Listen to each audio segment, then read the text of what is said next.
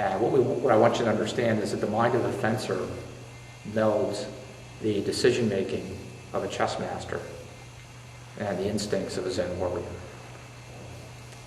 The key of fencing is to shift from the mindset of the chess master to the mindset of the Zen warrior, and then back and forth and back and forth. The mindset of the chess master is in operation in the time between touches, when you're trying to make choices and think tactics. But once it's time to fence, the mind of the chess master is no good to you, because the mind of the chess master is disembodied. There's no action tied to it. And so it's pure thought.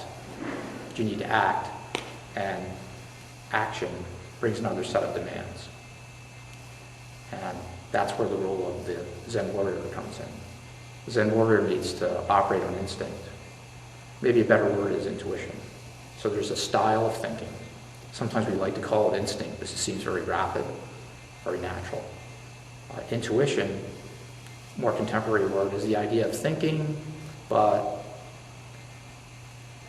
thinking in a way that you really can't put your finger on it. Coming to a conclusion that you may feel confident in, but really not being able to retrace the steps that brought you to that conclusion. It's kind of action thinking. It's something that makes sense in each moment. There's always a divide between using your thinking mind and using your intuitive mind. The two are very different, and one has a place and the other has a place. And how do you reconcile those two? So for me, intuition essentially is your emotions reacting to the situation. So you, in the past, have learned some strategy for dealing with a situation, and you've emotionally linked yourself to that strategy. So that in the future, if you have some situation that is similar that presents itself, your body is telling you, you need to employ this strategy right now. And then obviously when you're not under stress, you can utilize more of your faculties, which translates itself into kind of that higher level thinking, the strategy.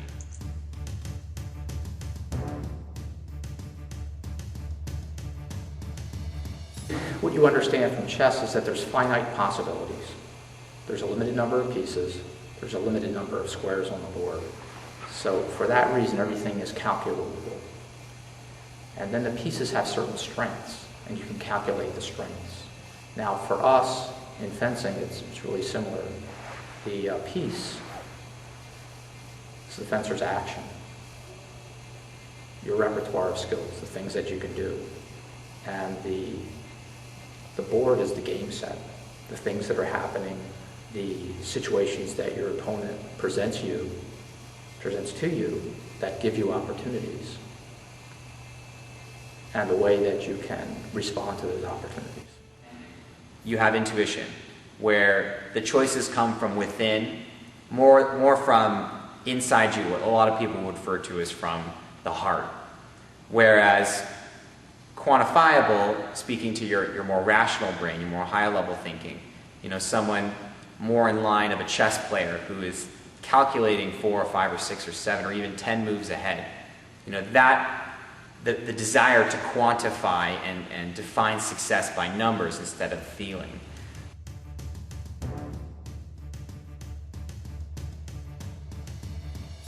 Okay, so what I want to do then is talk in a practical way about the Zen warrior and talk about what the skill set is, and then try to flip that over to fencing and see how that makes sense in the context for fencing. So it's an action way of thinking. You need to think on your feet and be tuned in. Rely on intuition and instinct. Beneath intuition and instinct are the ideas of detachment and trust, and the main challenges that you need to work on are fear and risk. When you're really a virtuoso at something, it's not about thinking anymore. It's not about doing. It's about feeling. It's about this idea of it just flowing through you. And I think that's very Zen in a way, because it's divorcing yourself from your mind and it's dissolving into the task that you're after.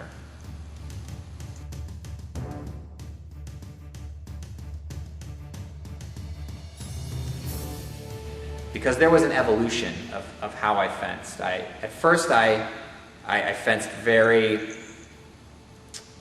we'll say intuitively, I was mostly reacting to what was going on and was relying on my athletic ability to kind of get me out of sticky situations.